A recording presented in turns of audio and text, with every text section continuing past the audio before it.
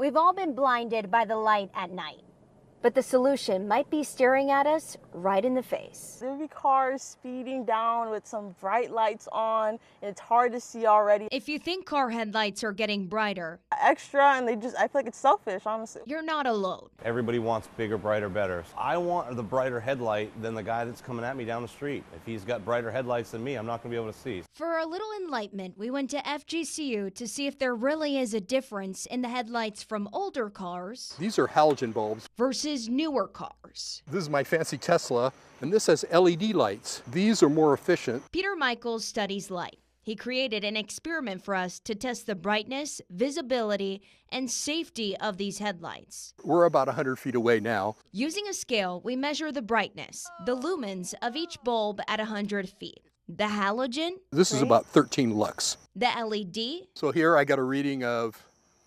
37. more than double the brightness. If you're like here, look at it. If you get down low, see how much brighter it gets? That's so bright. So if it's misaligned, that would cause a problem. It is absolutely blinding.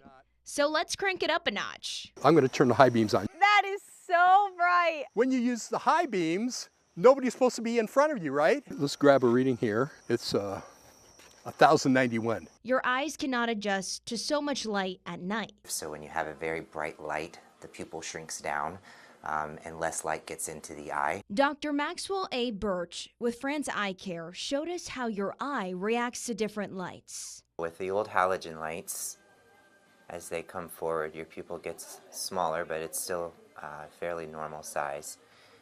With the LED lights, they're much more intense, and you can see the pupil gets a lot smaller, and that limits even more light entering the eye.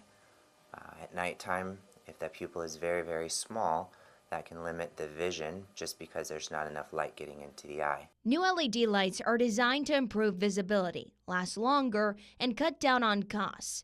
But there are three big factors that need to be considered. How bright it is, the lumens, where the light is aimed, and how that beam is focused. These components can change what we see on the road. If they're aimed too high, the person driving at you down the street, they're not going to be able to see where they're going. To shed more light on the situation, we went to Legendary Automotive in Fort Myers. Jason Labont has been an auto technician for years. The height does make a huge difference. The car's pretty low, it's probably not going to bother most people. If it's a lifted truck or a lifted SUV, that might make a difference. Labont says it's become a safety issue. That's why he says alignment is critical. That's something that any reputable shop should be able to take care of. It's one his shop takes seriously. Labont is from Massachusetts, one of the only 10 states in the country that requires inspection on headlights. Specifically talking about safety is probably something that Florida should think about as far as inspections. Shining a light on a possible solution to these blinding lights. Reporting in Lee County, Christy, Soto, NBC2.